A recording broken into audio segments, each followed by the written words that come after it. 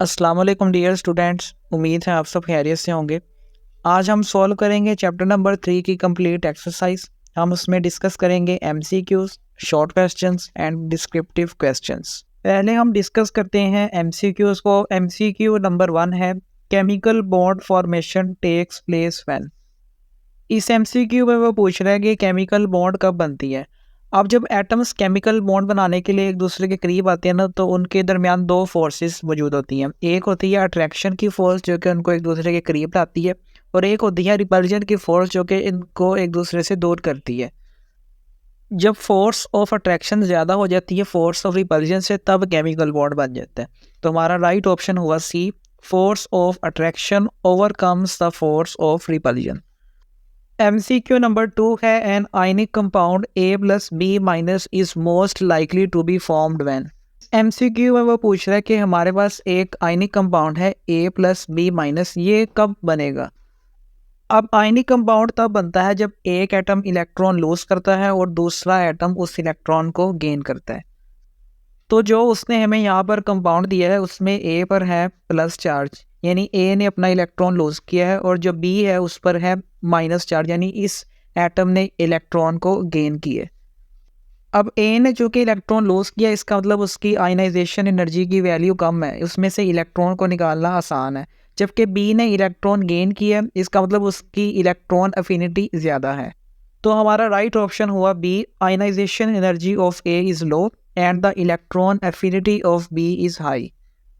Third MCQ है, which of the following molecule has zero dipole moment. उसने हमें यहाँ पर कुछ मॉलिक्यूल्स दिए हैं, हमने बताना है कि किस मॉलिक्यूल का डाइपोल मोमेंट ज़ीरो होता है। किसी भी मॉलिक्यूल का डाइपोल मोमेंट ज़ीरो तब होता है जब उस मॉलिक्यूल में सिमेट्री मौजूद हो, यानी उसमें जितने भी बॉन्ड्स के डाइपोल मोमेंट्स हैं ना, वो एक दूसरे को कैंसिल कर देते हैं। अब ये जो BF3 का मॉलिक्यूल है ना, ये सिमेट्रिकल होता है। हम इसका स्ट्रक्चर ड्रॉ करते हैं। सेंटर में बोरॉन होता है और 3 यहाँ पर फ्लोरीन के एटम इस तरह से लगे होते हैं, और ये जो ज्योमेट्री होती है इसको हम नाम देते हैं ट्राइगोनल प्लेनर। अब चूंकि BF3 का ये मॉलिक्यूल सिमेट्रिकल है, लिहाजा इसमें जो तीनों डाइपोल मोमेंट्स हैं ये एक दूसरे को कैंसिल आउट कर देंगे, और ओवरऑल जो मॉलिक्यूल का डाइपोल मोमेंट है वो ज़ीरो हो जाएगा। तो इस MCQ का जो राइट ऑप्शन है वो है D, BF3। फोर्थ MCQ है, the number of sigma and pi bonds in the nitrogen molecule are. वो पूछ रहा है कि नाइट्रोजन के मॉलिक्यूल में कितनी सिग्मा बॉन्ड्स होती हैं और कितनी इसके अंदर पाई बॉन्ड्स होती हैं। अब ये जो नाइट्रोजन का मॉलिक्यूल है ना, इसमें दोनों नाइट्रोजन के एटम्स के दरमियान होता है ट्रिपल बॉन्ड, और हमने ये बात पढ़ी है कि जो ट्रिपल बॉन्ड होता है उसमें एक सिग्मा बॉन्ड होता है और 2 उसमें पाई बॉन्ड होते हैं। तो हमारा जो राइट ऑप्शन होगा वो होगा B, 1 sigma and 2 pi bonds. MCQ number 5 है, which of the following species has unpaired electrons in the antibonding molecular orbitals. उसने यहाँ पर हमें कुछ ऑप्शंस दिए, हमने चूज़ करना है कि किस स्पीशी के अंदर जो उसके एंटी बॉन्डिंग मॉलिक्यूलर ऑर्बिटल्स हैं वहाँ पर अनपेयर्ड इलेक्ट्रॉन्स मौजूद होंगे। इस MCQ का जो राइट ऑप्शन है वो है बी, यानी जिसमें नाइट्रोजन के मॉलिक्यूल पर -2 का चार्ज है। हम इसको मॉलिक्यूलर ऑर्बिटल डायग्राम से चेक भी कर लेते हैं। आपके सामने ये नाइट्रोजन के मॉलिक्यूल की ना मॉलिक्यूलर ऑर्बिटल डायग्राम मौजूद है। अब ये है इसके एंटी बॉन्डिंग मॉलिक्यूलर ऑर्बिटल्स। अभी देखें तो ये तीनों इस टाइम एम्प्टी हैं, इनमें कोई इलेक्ट्रॉन नहीं है, लेकिन उसने हमें जो ऑप्शन दिया उस पर इस नाइट्रोजन के मॉलिक्यूल पर है -2 का चार्ज, यानी इस मॉलिक्यूल में 2 नए इलेक्ट्रॉन्स ऐड हुए हैं। तो वो जो दोनों इलेक्ट्रॉन्स है ना, वो इन एंटी बॉन्डिंग मॉलिक्यूलर ऑर्बिटल्स में जाके फिल हो जाएंगे, और यहाँ पर ये अनपेयर्ड फॉर्म में मौजूद है। लिहाजा हम कह सकते हैं कि N2-2 में जो एंटी बॉन्डिंग मॉलिक्यूलर ऑर्बिटल्स हैं यहाँ पर अनपेयर्ड इलेक्ट्रॉन्स मौजूद हैं। सिक्स्थ MCQ है, the shape of ICl3 according to VSEPR model is. आपके सामने ये ICl3 के मॉलिक्यूल का स्ट्रक्चर मौजूद है। अगर आप इसमें देखें तो सेंटर में आयोडीन होता है, 3 तरफ इस तरह क्लोरीन के एटम्स लगे होते हैं, और 2 ये इसके साथ होते हैं लोन पेयर। अब हमने इसकी शेप डिसाइड करनी है, और हमने वेस्पर मॉडल में पढ़ा था कि जब आपने शेप डिसाइड करनी है आपने लोन पेयर्स को काउंट नहीं करना। तो हम इन दोनों लोन पेयर्स को यहाँ पर इग्नोर करेंगे। बाकी जो मॉलिक्यूल की शेप बन रही है वो बन रही है टी शेप। तो इसका जो राइट ऑप्शन है वो है D, T shape. Seventh MCQ है which of the following molecules has net dipole moment. Again यहाँ पर भी उसने हमें कुछ ऑप्शंस दिए हैं, हमने ये डिसाइड करना है कि किस मॉलिक्यूल में डाइपोल मोमेंट होगा। इन ऑप्शंस में अगर देखें तो CO2 और CS2 इनका तो होता है लीनियर स्ट्रक्चर, तो इनके डाइपोल मोमेंट आपस में कैंसिल हो जाएंगे। जो CCl4 है इसका स्ट्रक्चर भी सिमेट्रिकल होता है, तो इसके स्ट्रक्चर में भी डाइपोल मोमेंट आपस में कैंसिल आउट हो जाते हैं। तो हमारे पास एक ही ऑप्शन बचता है SO2। आपकी बुक में ये SO2 का स्ट्रक्चर इस तरह से मौजूद है। इसमें अगर हम देखें तो 2 ऑक्सीजन के एटम्स लगे हुए हैं सल्फर के साथ, और एक सल्फर पर ये लोन पेयर भी मौजूद है। यहाँ पर जो डाइपोल मोमेंट्स बनेंगे वो कुछ इस तरह से बनेंगे, और ये एक दूसरे को कैंसिल नहीं कर रहे, लिहाजा जो SO2 का मॉलिक्यूल है इसमें डाइपोल मोमेंट होता है। तो राइट ऑप्शन हुआ C। MCQ नंबर 8 है, how many electrons are present in the valence shell of phosphorus in phosphate ion. ये आपके सामने फॉस्फेट आयन मौजूद है। इसमें जो फॉस्फोरस है, हमने इसके जो वैलेंस शेल है उसमें इलेक्ट्रॉन्स को काउंट करना है। ये आपके सामने फॉस्फेट का स्ट्रक्चर मौजूद है। सेंटर में है हमारा फॉस्फेट का एटम, और ये चार तरफ इस तरह ऑक्सीजन के एटम के साथ लिंक हुआ है। एक इसने बनाई है यहाँ पर डबल बॉन्ड, और 3 यहाँ पर है सिंगल बॉन्ड। अब हम काउंट करते हैं कि फॉस्फोरस के वैलेंस शेल में टोटल कितने इलेक्ट्रॉन्स बनते हैं। अब यहाँ पर उसने एक डबल बॉन्ड बनाई है, तो इसका मतलब 4 इलेक्ट्रॉन्स ये वाले हो जाएंगे, और 3 यहाँ पर सिंगल बॉन्ड है, तो तीनों के कुल इलेक्ट्रॉन्स मिलाएंगे तो वो हो जाएंगे 6। तो 6 + 4 करेंगे तो हमारा आंसर आ रहा है 10।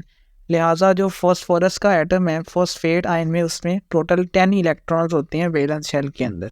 MCQ नंबर 9 है, how many extra electrons than a normal octet are there in the valence shell of iodine in ICl3। इस MCQ में वो पूछ रहे हैं कि जो ICl3 का मॉलिक्यूल है इसमें आयोडीन का जो वैलेंस शेल है उसमें नॉर्मल ऑक्टेट से ज़्यादा कितने इलेक्ट्रॉन्स होते हैं। नॉर्मल ऑक्टेट का मतलब होता है कि अगर किसी के वैलेंस शेल में 8 इलेक्ट्रॉन्स पूरे हों। अब 8 इलेक्ट्रॉन से जो ज़्यादा होंगे वो होंगे एक्स्ट्रा इलेक्ट्रॉन्स। हमने उन्हीं एक्स्ट्रा इलेक्ट्रॉन्स को यहाँ पर काउंट करना है आयोडीन के अंदर। आपके सामने ये ICl3 का स्ट्रक्चर इस तरह से मौजूद है। हमने इसमें जो सेंटर में आयोडीन है इसके गिर्द इलेक्ट्रॉन्स को काउंट करना है। अब यहाँ पर देखें तो 2 लोन पेयर हैं, तो 2 इलेक्ट्रॉन इस लोन पेयर के होंगे, 2 इलेक्ट्रॉन इस लोन पेयर के, और 3 यहाँ पर सिंगल बॉन्ड है, तो 2-2 इलेक्ट्रॉन हर सिंगल बॉन्ड में भी होंगे। तो टोटल इलेक्ट्रॉन्स काउंट करें तो वो निकल रहे हैं 10। और उसने हमसे पूछा कि आपने एक्स्ट्रा इलेक्ट्रॉन्स काउंट करने हैं जो ऑक्टेट से ज़्यादा होते हैं। तो ऑक्टेट में होते हैं 8, हमारे निकले हैं 10। 10 में से 8 माइनस करेंगे तो हमारा आंसर आएगा A, 2 electrons extra. MCQ number 10 है, what is the type and shape of ICl4 ion according to VSEPR model. हमने वेस्पर मॉडल के अकॉर्डिंग इस आयन की शेप और टाइप को बताना है। आपके सामने ये ICl4 का स्ट्रक्चर मौजूद है। इसमें सेंटर में होता है आयोडीन, और 4 कॉर्नर्स पर मौजूद होते हैं क्लोरीन के एटम्स, और 2 इसमें लोन पेयर होते हैं। एक लोन पेयर ऊपर होता है और एक इसमें नीचे मौजूद होता है। पहले तो हमने डिसाइड करना है कि इस मॉलिक्यूल की टाइप क्या होगी।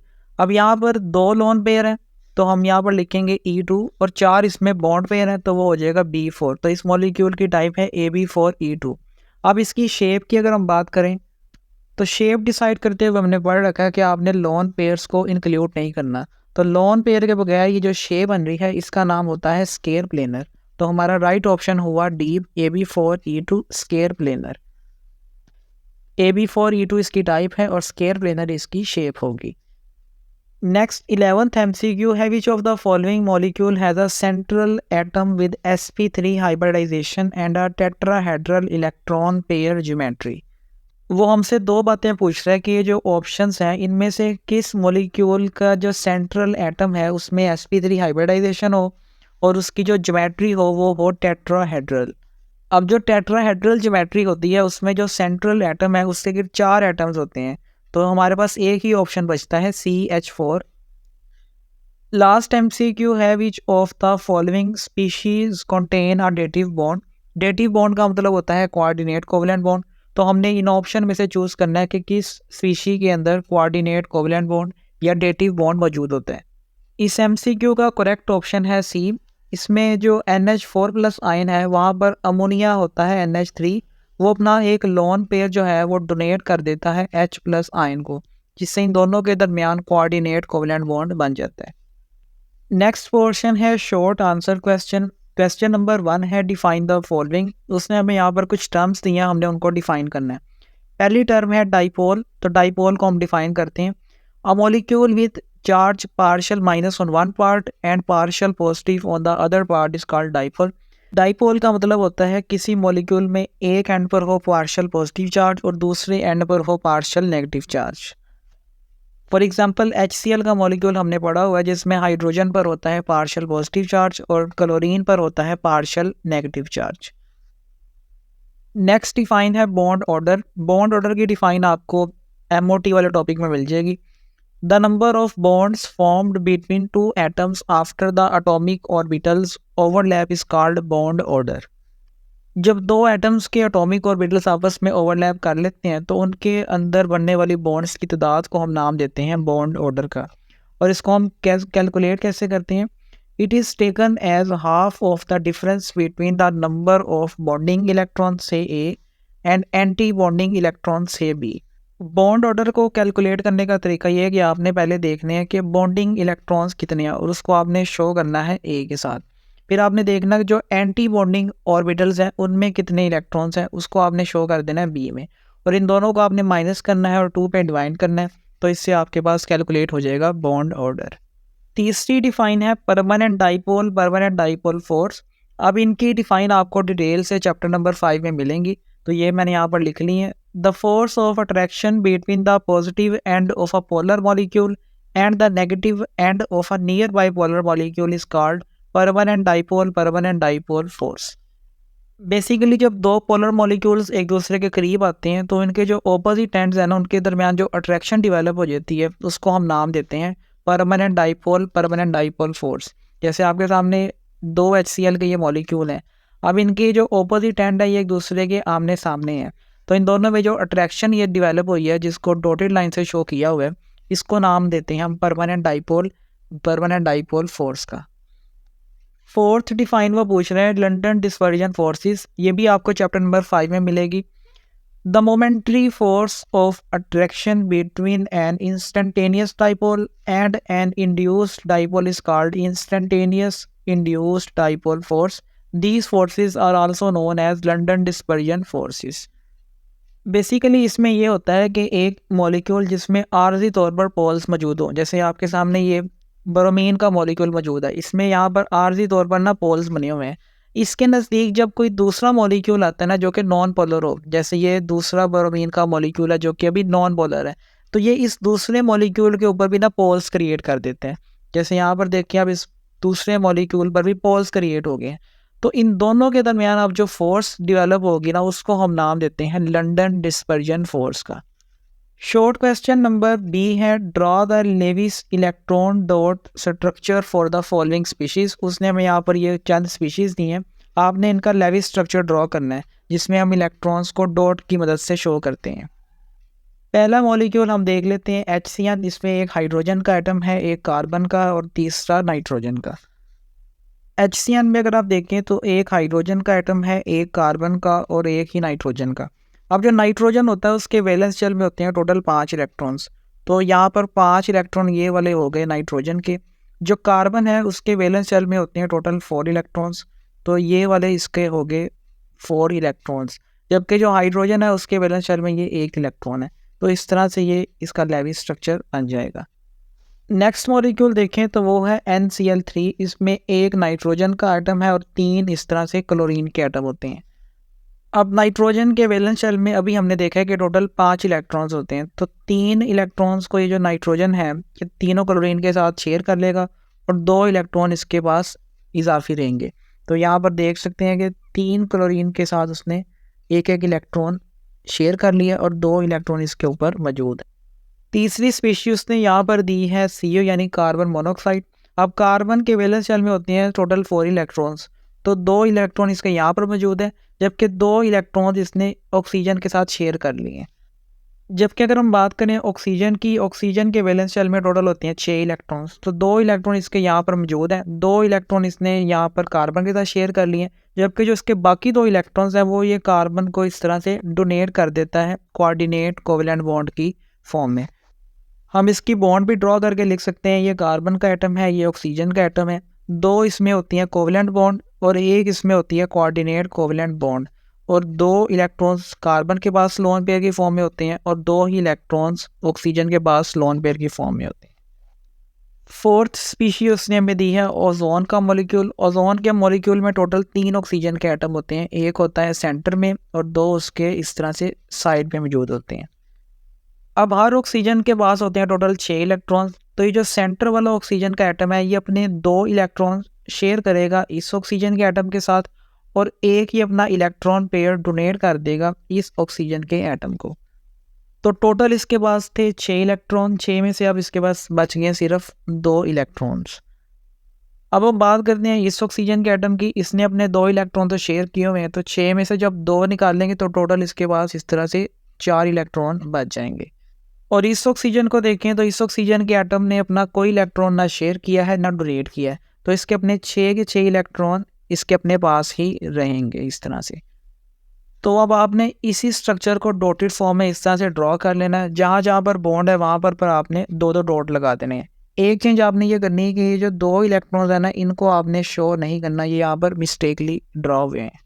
डिस्कस करते हैं अब अपनी आखिरी स्पीशी जो कि है NO2। अब NO2 में जो नाइट्रोजन है उसके पास होते हैं टोटल 5 इलेक्ट्रॉन वैलेंस शेल में, तो वो 5 इलेक्ट्रॉन इस तरह से यहाँ पर शो किए हुए हैं। और हर ऑक्सीजन के एटम के पास होते हैं 6 वैलेंस इलेक्ट्रॉन्स, तो 6 वैलेंस इलेक्ट्रॉन ये इस ऑक्सीजन के हो गए और 6 ही इस ऑक्सीजन के हो गए। तो इस तरह से आपके पास ये NO2 का स्ट्रक्चर मौजूद है। शॉर्ट क्वेश्चन नंबर सी है xenon is a noble gas group 18। Xenon एक नोबल गैस होती है जो कि ग्रुप नंबर 18 से बिलोंग करती है। Xenon trioxide has the following structure. अब ये जो ज़ीनॉन है ना ये ऑक्सीजन के साथ एक ट्राईऑक्साइड बनाती है जिसका स्ट्रक्चर उसने हमें ये दिया हुआ है, जिसमें ये ज़ीनॉन का एटम है और 3 ऑक्सीजन के एटम डबल बॉन्ड के साथ लिंक हुए हैं। अब वो यहाँ हमसे 2 बातें पूछ रहा है। पहली बात पूछ रहा है कि bye counting electron pairs around the central atom explain why xenon trioxide has this shape. आपने जो सेंट्रल एटम है ज़ीनॉन का इसके गिर्द इलेक्ट्रॉन पेयर को काउंट करना है और बताना है कि ज़ीनॉन ट्राईऑक्साइड की ये शेप क्यों होती है। अब अगर हम इसके स्ट्रक्चर पर आएँ तो इसके स्ट्रक्चर में ना डबल बॉन्ड मौजूद है। आपने वेस्पर के मॉडल में एक पोस्टुलेट पढ़ा था कि वेस्पर मॉडल के अंदर हम डबल या ट्रिपल बॉन्ड को एज अ सिंगल बॉन्ड ही ट्रीट करते हैं। तो इसका मतलब ये जो डबल बॉन्ड है हमारे पास, सपोज ये एक सिंगल बॉन्ड, ये भी एक सिंगल बॉन्ड की तरह एक्ट करेगी और ये भी एक सिंगल बॉन्ड की तरह एक्ट करेगी। तो यहाँ पर टोटल 3 इलेक्ट्रॉन पेयर हो गए और एक इस पर ये मौजूद है इलेक्ट्रॉन पेयर लॉन पेयर की फॉर्म में। तो टोटल यहाँ पर कितने इलेक्ट्रॉन पेयर हो गए? 4। अब 4 इलेक्ट्रॉन पेयर के लिए हमने वेस्पर मॉडल में देखा था कि जो ज्योमेट्री बनती है वो बनती है टेट्राहेड्रल, यानी एक साइड पे ये होगा लॉन पेयर और 3 साइड पे ये हमारे बॉन्ड पेयर मौजूद होंगे। तो ये टेट्राहेड्रल इसकी ज्योमेट्री होगी। तो इतनी बात आपने पहले लिख देनी है कि इन XeO3 यानी xenon trioxide there are total 4 electron pair. यहाँ पर टोटल 4 इलेक्ट्रॉन पेयर होते हैं around the central atom. 1 lone pair, एक लोन पेयर होगा एंड 3 बॉन्ड पेयर और 3 बॉन्ड पेयर्स होते हैं। तो अगली बात आपने लिख देनी है according to VSEPR theory 4 electron pairs around the central atom form a tetrahedral electron geometry. 4 electron pair tetrahedral geometry बनाएंगे। अब उसने हमसे यहाँ पर पूछा है शेप के बारे में, और शेप में आपको पता है कि हम इस लॉन पेयर को काउंट नहीं करते। तो बाकी जो इसकी ज्योमेट्री बचेगी वो ये वाली बचेगी जिसका नाम है ट्राइगोनल पिरामिडल। तो आपने यहाँ पर लिख देना है एक्सक्लूडिंग लॉन पेयर। जब हम लॉन पेयर को निकाल देंगे shape becomes trigonal pyramidal.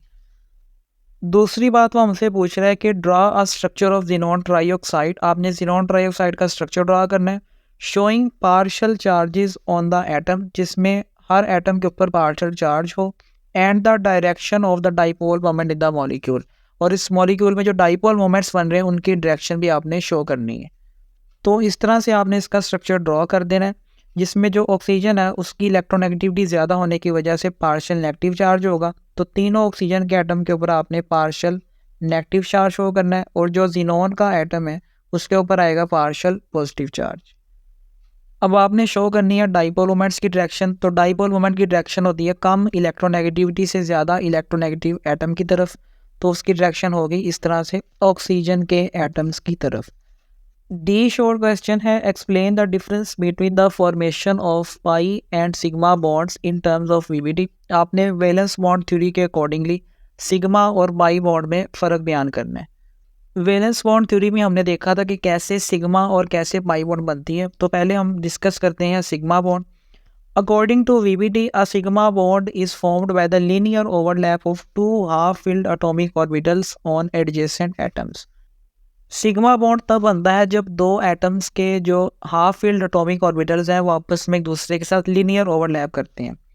The orbitals approach each other on the nuclear axis. जो ऑर्बिटल्स हैं वो एक दूसरे के साथ न्यूक्लियर एक्सिस पर अप्रोच करते हैं। Both S and P orbitals can overlap head on to form sigma bonds. और सिग्मा बॉन्ड में एस और पी ऑर्बिटल्स भी शामिल हो सकते हैं जो कि एक दूसरे के साथ हेड ऑन ओवरलैप करके सिग्मा बॉन्ड बना सकते हैं। Overlap can be S S overlap. Sigma bond S S overlap से भी बन सकती है जैसे हाइड्रोजन के मॉलिक्यूल में होता है, या वो एस और पी के ओवरलैप से भी बनती है जैसे वो HCl में होता है, या वो पी और पी ओवरलैप से बनती है जब वो दोनों हेड ऑन ओवरलैप करते हैं। जैसे आपकी बुक में उसने ये तीनों डायग्राम्स शो किए हुए हैं। यहाँ पर दो एस और एस ओवरलैप कर रहे हैं, यहाँ पर देखें एक एस और पी ओवरलैप कर रहा है, और यहाँ पर दो P orbitals head on overlap कर रहे हैं, और इन तीनों टाइप के ओवरलैप से सिग्मा बॉन्ड बन जाती है। जबकि अगर हम बात करें पाई बॉन्ड की, pi bond is formed by the parallel overlap of two P orbitals in such a way that the two P lobes overlap above the plane of the nuclei and the other two lobes below the plane। Pi bond तब बनता है जब दो P orbitals आपस में इस तरह से साइडवेज ओवरलैप करते हैं, जिसमें उनके जो लोब्स हैं ऊपर वाली साइड पे ओवरलैप करेंगे और नीचे वाले लोब नीचे वाली साइड पर ओवरलैप करेंगे। और एग्जांपल के तौर पर आप ये ऑक्सीजन का स्ट्रक्चर बना सकते हैं जिसमें पाई बॉन्ड भी बन रहा है और सिग्मा बॉन्ड भी बन रहा है। ये जो दो पी ऑर्बिटल्स हैं इनके ओवरलैप से बन रही है यहाँ पर सिग्मा बॉन्ड, और ये जो दो पी ऑर्बिटल्स हैं इनके साइड वे ओवरलैप से बन रही है यहाँ पर पाई बॉन्ड। ई शॉर्ट क्वेश्चन है, द स्ट्रक्चर ऑफ प्रोपानॉन इज। उसने हमें ना यहाँ पर प्रोपानॉन का स्ट्रक्चर दिया है जिसमें एक सेंटर में कार्बन का एटम है, एक तरफ वो जुड़ा हुआ है डबल बॉन्ड के साथ ऑक्सीजन के साथ, और दूसरी तरफ वो दो जुड़ा हुआ है मिथाइल ग्रुप के साथ। अब यहाँ पर भी हमसे वो दो बातें पूछ रहे हैं, show how the central carbon atom form sigma and pi bond through hybridization. एक तो आपने शो करना है कि ये जो सेंट्रल कार्बन एटम है ये सिग्मा और पाई बॉन्ड कैसे बनाएगा, और दूसरी बात आपने बतानी है can propanone make a hydrogen bond with water when both are intermixed. जब हम इस प्रोपानॉन को वाटर के साथ मिक्स करें तो क्या इन दोनों के दरमियान हाइड्रोजन बॉन्ड बनता है या नहीं बनता। अब अगर आप प्रोपानॉन का स्ट्रक्चर देखें तो उसमें दो सिंगल बॉन्ड मौजूद है, और सिंगल बॉन्ड आपको पता है हमेशा सिग्मा बॉन्ड होता है, तो दो इसके अंदर होंगे हमारे सिग्मा बॉन्ड, और एक यहाँ पर डबल बॉन्ड है, तो डबल बॉन्ड में एक होता है पाई बॉन्ड और दूसरा होता है सिग्मा बॉन्ड। अब यहाँ पर कार्बन एक डबल बॉन्ड और दो सिंगल बॉन्ड बना रहा है, तो उस केस में कार्बन की जो हाइब्रिडाइजेशन आमतौर होती है वो होती है sp2। अब sp2 हाइब्रिडाइजेशन को आपने शो कैसे करना है, आपने लिखना है कार्बन, और कार्बन के गिर्द आपने इस तरह से तीन हाइब्रिड ऑर्बिटल्स को ड्रॉ कर देना है। अब बात करते हैं इस ऑक्सीजन के एटम की। ऑक्सीजन भी यहाँ पर sp2 हाइब्रिडाइज्ड है, तो इसके भी आपने तीन हाइब्रिड ऑर्बिटल्स ड्रॉ कर लेने हैं। एक ये हो गया ऑक्सीजन का, यहाँ में आपने ऑक्सीजन लिखना है, और दो इसके हाइब्रिड ऑर्बिटल्स ये वाले हो गए। कार्बन और ऑक्सीजन में दोनों में ना एक एक पी ऑर्बिटल अनहाइब्रिडाइज्ड रहता है, यानी वो हाइब्रिडाइजेशन नहीं करता, तो ये इस कार्बन का अनहाइब्रिडाइज्ड पी ऑर्बिटल है और ये इस ऑक्सीजन का अनहाइब्रिडाइज्ड पी ऑर्बिटल है। अब हमने यहाँ पर बॉन्ड्स देखनी है कौन कौन सी बन रही हैं। तो पहले तो हम देखें कि ये जो दो हाइब्रिड ऑर्बिटल्स ने ओवरलैप किया तो इनके ओवरलैप से तो यहाँ पर बन जाएगी सिग्मा बॉन्ड, और ये जो अनहाइब्रिडाइज्ड पी ऑर्बिटल्स हैं ये ऊपर और नीचे ओवरलैप करेंगे और ये बना देंगे हमारी पाई बॉन्ड। अब रह गए हैं यहाँ पर दो CH3 के मॉलिक्यूल, तो उनको आपने यहाँ पर ड्रॉ कर देना है कि एक ये CH3 का और दूसरा ये CH3 का जो मॉलिक्यूल हैं ये कार्बन के साथ बना रहे हैं दो सिग्मा बॉन्ड्स। तो ये आपके सामने हो गया एसीटोन का हाइब्रिडाइजेशन स्ट्रक्चर। थ्योरी में आपने लिखना है in propanone central carbon atom is sp2 hybridized. ये जो कार्बन का एटम है ये sp2 हाइब्रिडाइज्ड है। It forms two sigma bonds with each carbon atom of two CH3 molecule. ये जो दो CH3 के मॉलिक्यूल हैं इनके साथ ये एक एक सिग्मा बॉन्ड बनाएगा। It forms one sigma and one pi bond with oxygen atom. जबकि जो ऑक्सीजन का एटम है इसके साथ डबल बॉन्ड है तो उसमें एक सिग्मा होगी और एक होगी पाई बॉन्ड।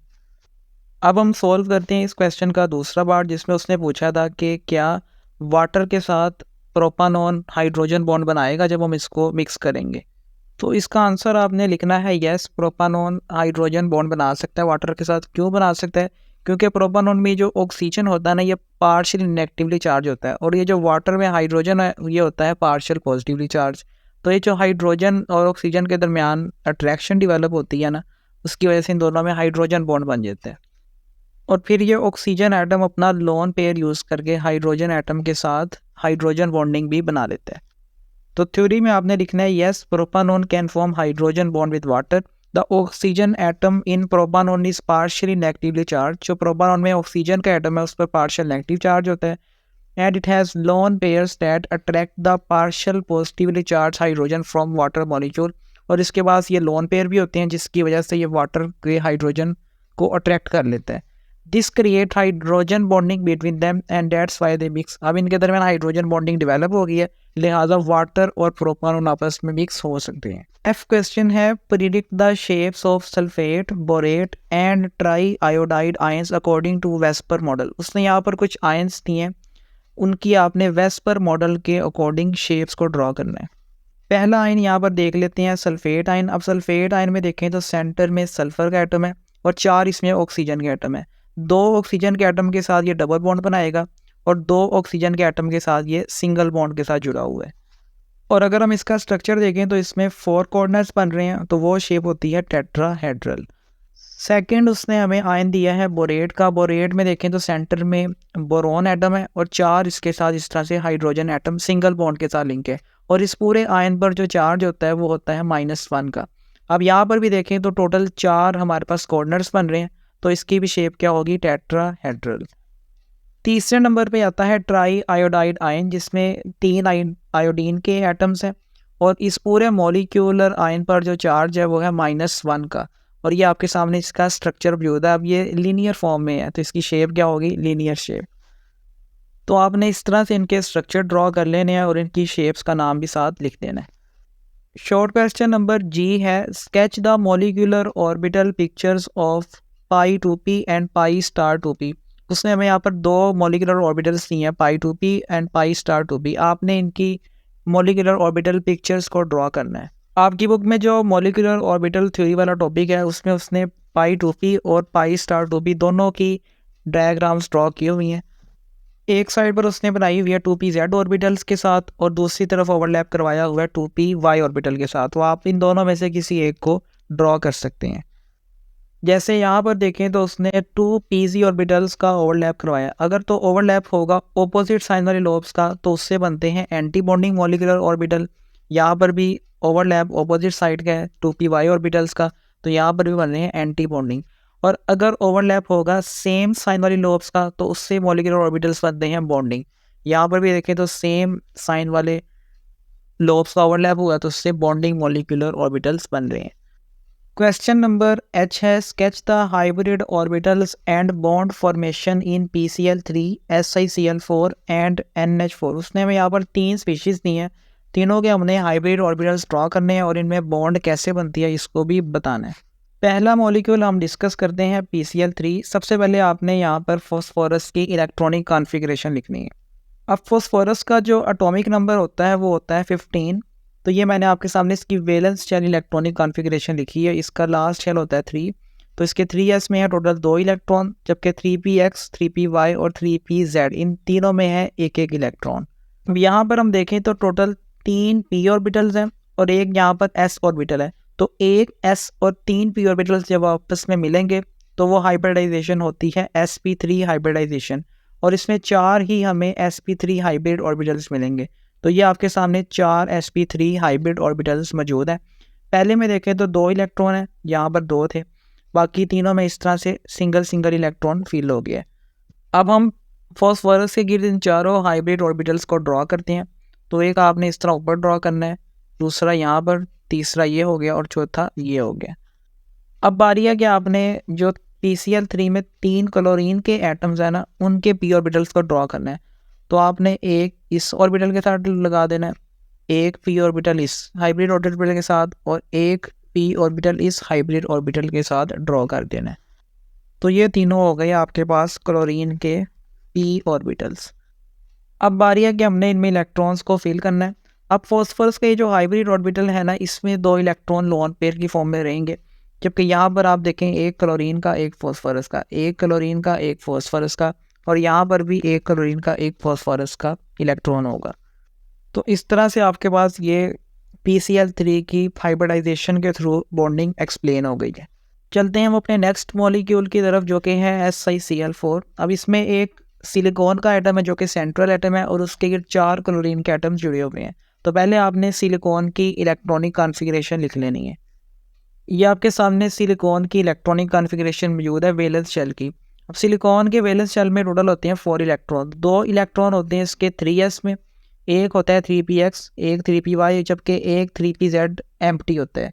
अब होता क्या है कि इसका एक इलेक्ट्रॉन यहाँ से जंप करता है, जंप करके वो आ जाता है 3pz में, तो ये इसकी होगी एक्साइटेड स्टेट। अब इन चारों ऑर्बिटल्स में देखें तो एक एक इलेक्ट्रॉन फील्ड है। अब यहाँ पर भी PCl3 की तरह 3 p ऑर्बिटल्स और एक s ऑर्बिटल आपस में मिक्स होंगे और हाइब्रिडाइजेशन के जरिए वो बनाएंगे sp3 हाइब्रिड ऑर्बिटल्स।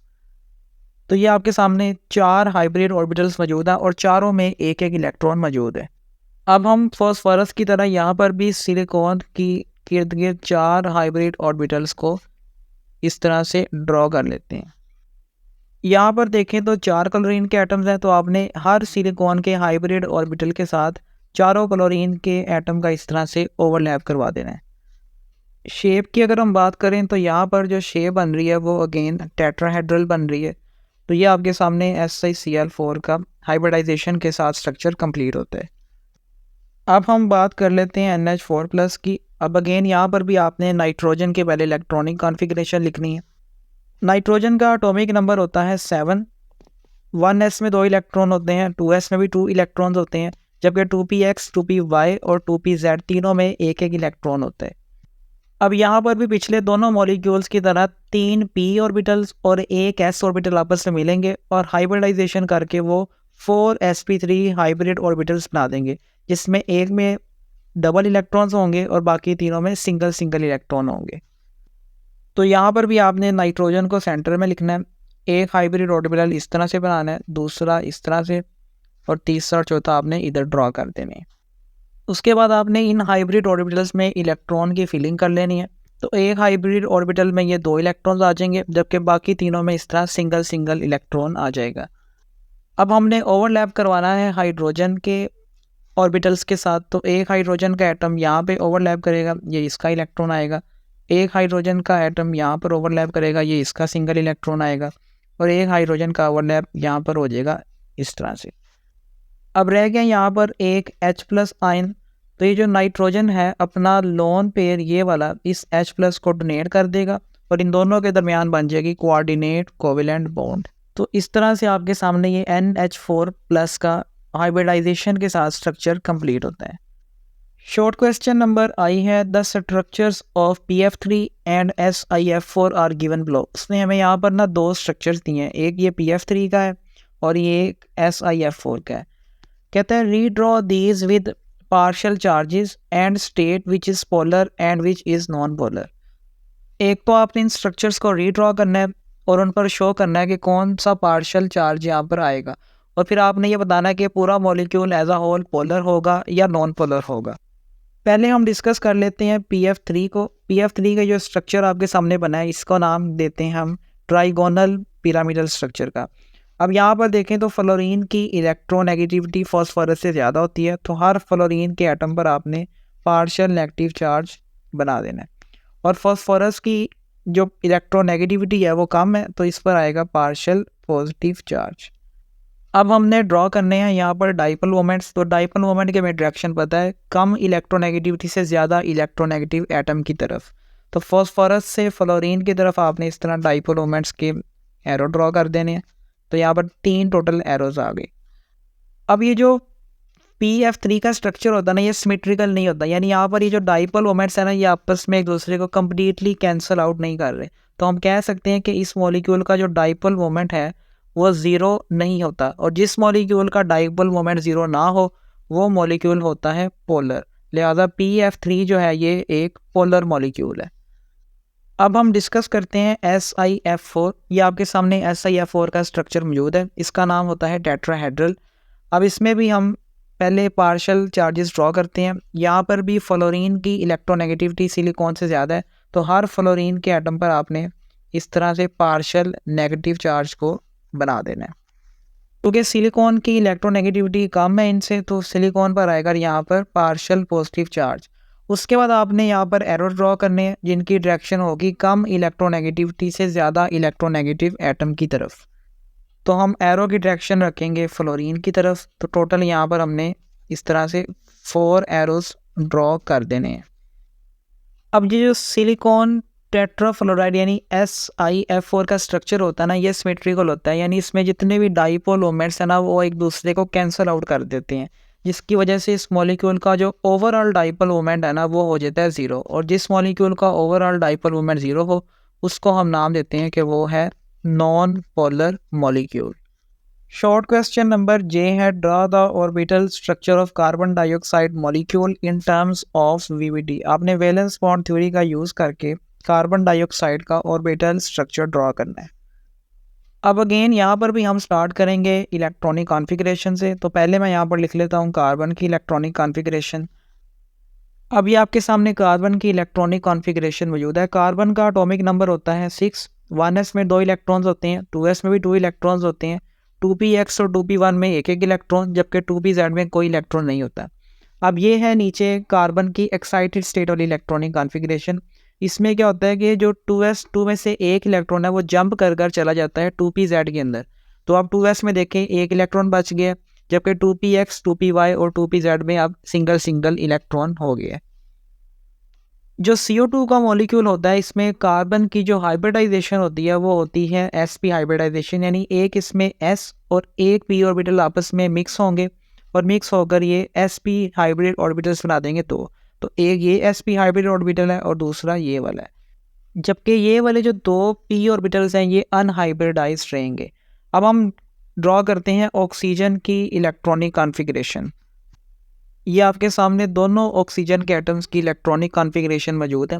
ऑक्सीजन का एटॉमिक नंबर होता है 8, तो 1s में 2 इलेक्ट्रॉन्स आएंगे, 2s में भी 2 इलेक्ट्रॉन्स आएंगे, 2px में 2, 2py में 1 और 2pz में 1 इलेक्ट्रॉन होगा। अब कार्बन डाइऑक्साइड में जो ऑक्सीजन की हाइब्रिडाइजेशन होती है वो होती है sp2, यानी एक इसमें s और 2 p ऑर्बिटल्स आपस में मिक्स होंगे और 3 नए sp2 हाइब्रिड ऑर्बिटल्स मिलकर ये बना देंगे। बिल्कुल इसी तरह अब आपने यहाँ पर दूसरा जो ऑक्सीजन का एटम है उसकी भी इलेक्ट्रॉनिक कॉन्फ़िगरेशन इस तरह से लिख लेनी है। एक बात आपने नोटिस करनी है कि जो हमने ऊपर ऑक्सीजन का एटम लिया वहाँ पर हमने जो मिक्सिंग करवाई थी उसमें एक 2px ऑर्बिटल लिया था और एक हमने लिया था 2py, जबकि जो ऑक्सीजन का दूसरा एटम है ना इसमें हमने एक लेना है 2px और दूसरा लेना है 2pz, यानी एक ऑक्सीजन के एटम में हमने 2pz को अनहाइब्रिडाइज रख देना है और दूसरे ऑक्सीजन के एटम में हमने 2py को अनहाइब्रिडाइज रख देना है। अभी हमने क्यों ऐसा किया इसकी रीज़न आपको आगे जाके पता लगेगी। अब ये आपके सामने तीनों, एक कार्बन का एटम और 2 ऑक्सीजन के एटम की जो फाइनल इलेक्ट्रॉनिक कॉन्फ़िगरेशन है वो लिख ली है। कार्बन के देखें तो ये 2 sp हाइब्रिड ऑर्बिटल्स हैं, जबकि ये 2py और 2pz इसके अनहाइब्रिडाइज्ड p ऑर्बिटल्स हैं। ये पहला ऑक्सीजन का एटम है, इसके ये sp2 हाइब्रिड ऑर्बिटल्स हैं और ये इसका अनहाइब्रिडाइज्ड 2py ऑर्बिटल है। और ये ऑक्सीजन का दूसरा एटम है, इसके ये 3 sp2 हाइब्रिड ऑर्बिटल्स हैं और ये इसका एक अनहाइब्रिडाइज्ड 2pz ऑर्बिटल मौजूद है। अब हम इन हाइब्रिड ऑर्बिटल्स को ड्रॉ करते हैं। सेंटर में आपने ले लेना है कार्बन का एटम, एक तरफ आपने एक हाइब्रिड ऑर्बिटल ड्रॉ कर देना है और दूसरी तरफ आपने इसका ये दूसरा हाइब्रिड ऑर्बिटल ड्रॉ कर देना है। उसके बाद हमने ऑक्सीजन को ड्रॉ करना है। अब ऑक्सीजन में देखें तो एक हाइब्रिड ऑर्बिटल आपने यहाँ पे ड्रॉ कर देना है और यहाँ पे आपने लिख लेना ऑक्सीजन। दूसरा हाइब्रिड ऑर्बिटल इसका ये है और तीसरा हाइब्रिड ऑर्बिटल इसका ये है।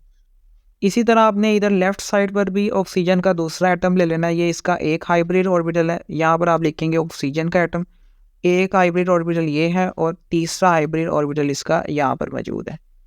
अब यहाँ आपको क्लियरली पता लग गया होगा कि इस ओवरलैप से भी बनेगा यहाँ पर सिग्मा बॉन्ड और इस ओवरलैप से भी यहाँ पर बनेगा सिग्मा बॉन्ड, क्योंकि ये दोनों हैं लीनियर ओवरलैप्स।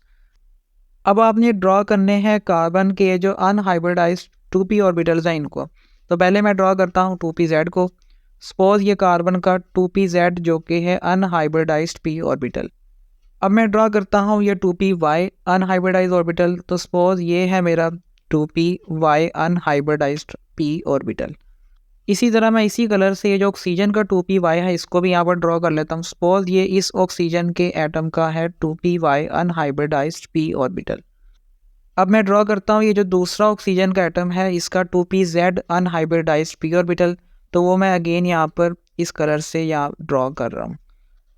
अब आप यहाँ पे क्लियरली देख सकते हैं कि ये जो ऑक्सीजन का जो p ऑर्बिटल है इसका ओवरलैप होगा इस कार्बन के p ऑर्बिटल के साथ, और ये जो ग्रीन वाला है इसका ओवरलैप होगा इस p ऑर्बिटल के साथ, और इन दोनों के नतीजे में जो बॉन्ड बनेगा वो बनेगा pi bond.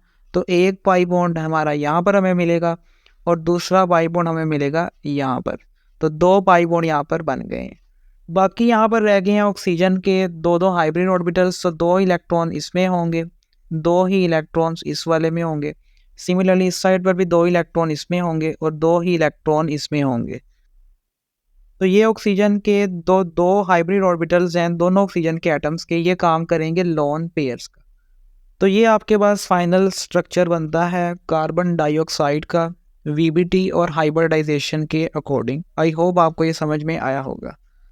Short question number K है draw the Lewis structures and tell whether the following ions involve expanded octets. उसने हमें यहाँ पर कुछ आयंस दिए हैं, आपने इन आयंस का एक तो लेवी स्ट्रक्चर ड्रॉ करना है और दूसरा ये भी बताना है कि इन आयंस में क्या एक्सपेंडेड ऑक्टेट है या नहीं है। पहला आयन हम लेते हैं ClO4-। ये आपके सामने इसका लेवी स्ट्रक्चर मौजूद है जिसमें आप देख सकते हैं कि सेंटर में क्लोरीन का एटम है और इसके साथ 4 ऑक्सीजन के एटम्स लिंक हैं। 3 ऑक्सीजन के एटम जुड़े हुए हैं यहाँ पर डबल बॉन्ड के साथ और 1 ऑक्सीजन एटम यहाँ पर लिंक है सिंगल बॉन्ड के साथ, और इस पूरे मॉलिक्यूल पर जो चार्ज है वो है -1 का। अब यहाँ पर एक्सपेंडेड ऑक्टेट का पता लगाने के लिए हमें ये जो सेंट्रल एटम है जो कि यहाँ पर क्लोरीन है इसके गिर्द वैलेंस इलेक्ट्रॉन्स फाइंड करने पड़ेंगे। तो उसका फार्मूला आपकी बुक में उसने दिया हुआ है एक्सपेंडेड ऑक्टेट वाले टॉपिक में। उस फार्मूले में हम वैल्यूज पुट करेंगे और हमारा आंसर आ जाएगा। अब अगर इसके स्ट्रक्चर पे हम गौर करें तो क्लोरीन ने 3 डबल बॉन्ड बनाए हुए हैं ऑक्सीजन के एटम्स के साथ और हर डबल बॉन्ड में इसका एक इलेक्ट्रॉन मौजूद है। तो यहाँ पर इसका टोटल डबल बॉन्ड के इलेक्ट्रॉन्स जो शेयर कर रहा है क्लोरीन वो हो गए 6, और इसको हम मल्टीप्लाई कर देंगे 2 के साथ। आगे है प्लस फिर 2। अब हमने देखना है सिंगल बॉन्ड इलेक्ट्रॉन, यहाँ पर एक ही सिंगल बॉन्ड है और उसमें इसने अपना एक इलेक्ट्रॉन शेयर किया हुआ है। तो यहाँ पर हम लिख देंगे 1। 6 को 2 से ज़रब देंगे आंसर आएगा 12, और 2 को 1 से ज़रब देंगे आंसर आएगा 2। तो टोटल हमारा आंसर कितना बन रहा है 14।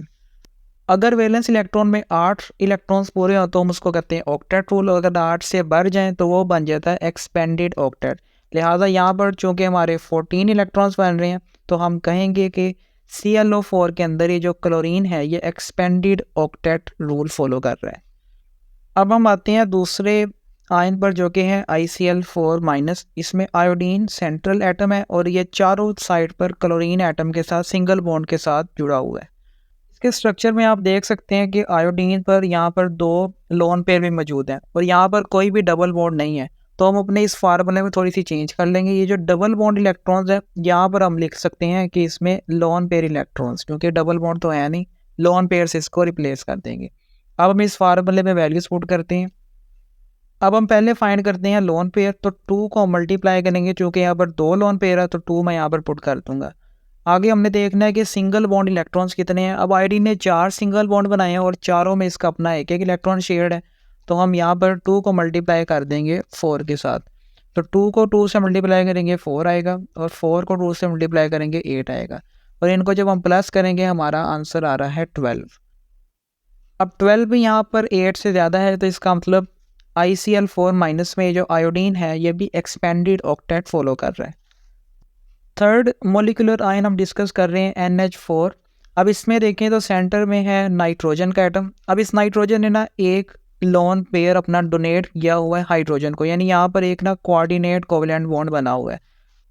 अब यहाँ पर भी ये फार्मूला अप्लाई करते हैं। अब चूँकि यहाँ पर डबल बॉन्ड नहीं है तो हम यहाँ पर 0 पुट कर देंगे, और सिंगल बॉन्ड में देखें तो इसने टोटल 4 सिंगल बॉन्ड बनाई हुई हैं तो इसको हम 4 से मल्टीप्लाई कर देंगे।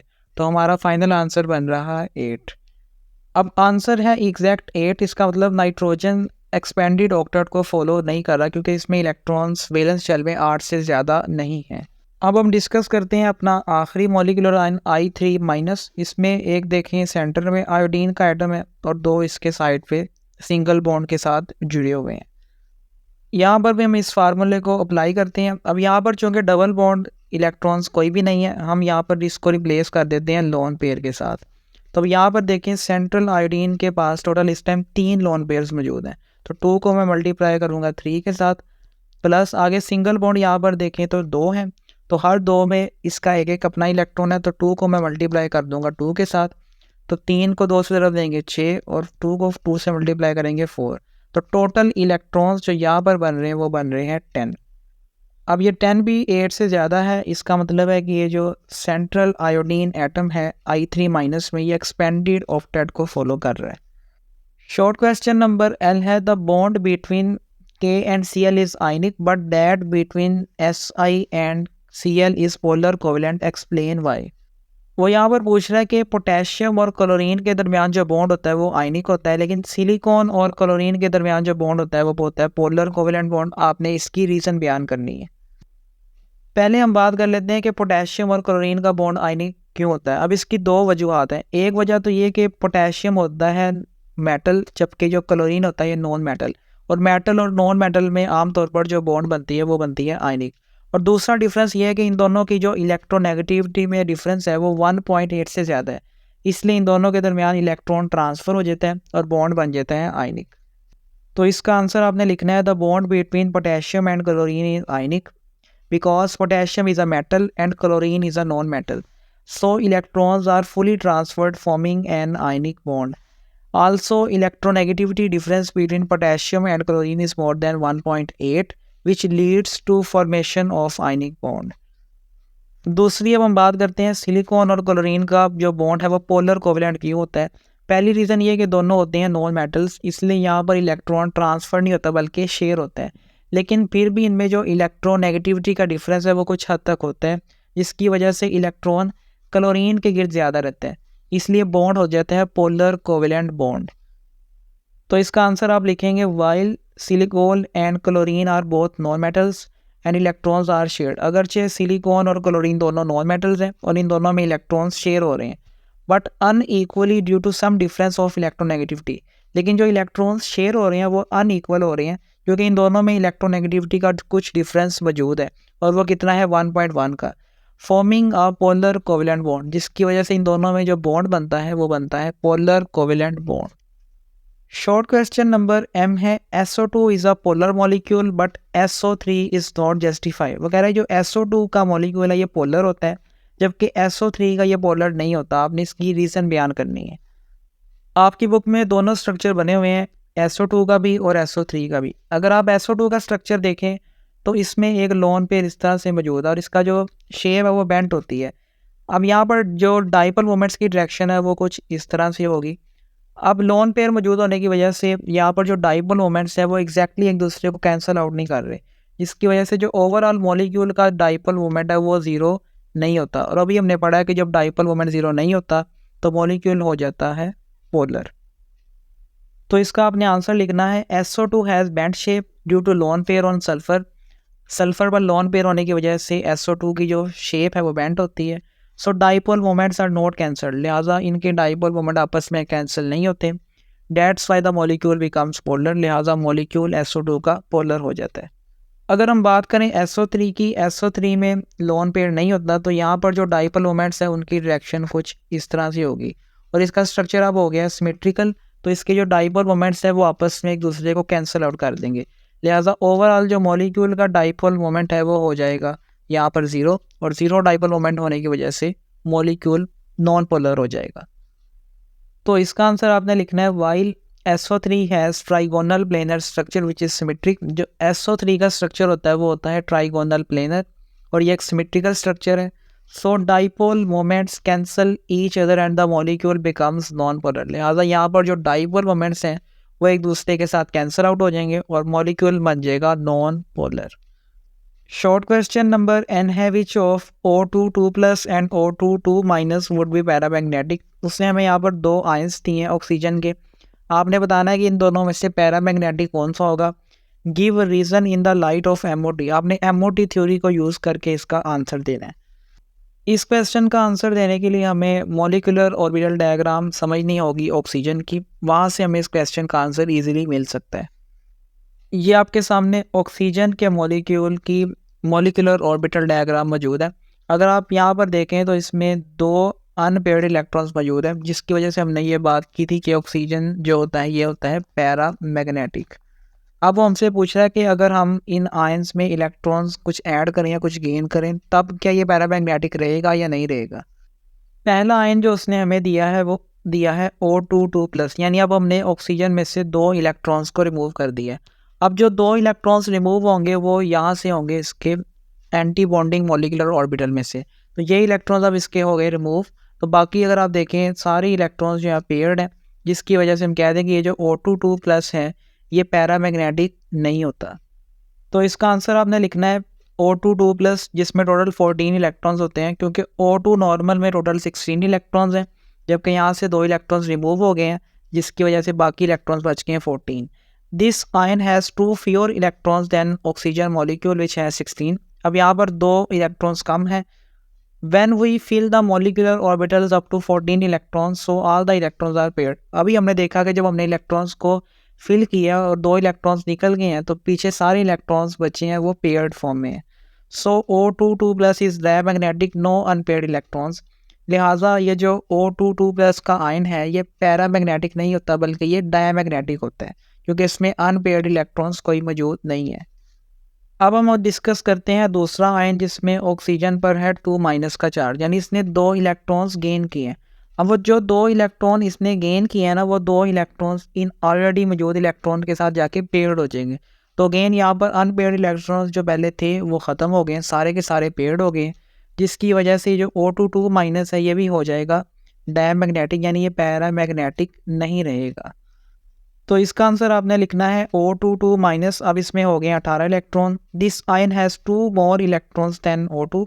When we fill the molecular orbital diagram for 18 electrons, the extra electrons get paired with already filled electrons in pi anti-bonding molecular orbitals। अब ये जो 2 एक्स्ट्रा इलेक्ट्रॉन्स थे ये जाकर पेयर्ड हो गए हैं पहले से मौजूद 2 अनपेयर्ड इलेक्ट्रॉन्स के साथ। So O22- is also diamagnetic, has no unpaired electrons. लिहाजा ये जो O22- आयन है ये डायमैग्नेटिक बन जाएगा, पैरामैग्नेटिक नहीं रहेगा। शॉर्ट क्वेश्चन नंबर O है, which of the following bonds would be most polar. उसने हमें यहाँ पर 3 बॉन्ड्स दिए हैं, हमने बताना कि इसमें सबसे ज़्यादा पोलर कौन सी होगी। अब जाहिर सी बात है जिसमें इलेक्ट्रोनेगेटिविटी डिफरेंस जितना ज़्यादा होगा वो उतनी ही ज़्यादा पोलर होगी। तो हम इनके इलेक्ट्रोनेगेटिविटी डिफरेंस को कंपेयर कर लेते हैं। पहला उसने हमें बॉन्ड दिया है कार्बन और क्लोरीन के दरमियान। अब ये आपके सामने कार्बन और क्लोरीन का बॉन्ड मौजूद है। इसमें अगर हम इलेक्ट्रोनेगेटिविटी डिफरेंस फाइंड करें तो वो निकलता है 0.52। नेक्स्ट उसने हमें मॉलिक्यूल दिया है सिलिकॉन फ्लोराइड का। तो सिलिकॉन और फ्लोरीन में जो इलेक्ट्रोनेगेटिविटी डिफरेंस है वो निकल रहा है 2.23 का। तीसरा उसने हमें दिया है सिलीनियम और फ्लोरीन का बॉन्ड। अब इनमें इलेक्ट्रोनेगेटिविटी डिफरेंस देखें तो वो निकल रहा है 1.6। अब यहाँ क्लियरली देख सकते हैं कि सिलिकॉन और फ्लोरीन में इलेक्ट्रोनेगेटिविटी डिफरेंस सबसे ज़्यादा है। इसका मतलब SI और F बॉन्ड जो है वो सबसे ज़्यादा पोलर होगा। लास्ट शॉर्ट क्वेश्चन है, compare the bond energies of single, double and triple bonds between the 2 same atoms. For example hydrogen hydrogen, oxygen oxygen, nitrogen nitrogen.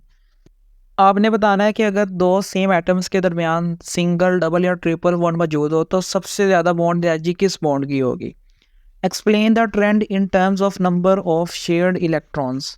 और आपने इस ट्रेंड को रिलेट भी करना है इलेक्ट्रॉन्स कितने शेयर हो रहे हैं। अब एक बात यहाँ से क्लियर है कि जितने इलेक्ट्रॉन ज़्यादा शेयर होंगे उतनी ही स्ट्रॉन्गर बॉन्ड होगी और उतनी ही बॉन्ड एनर्जी भी ज़्यादा होगी।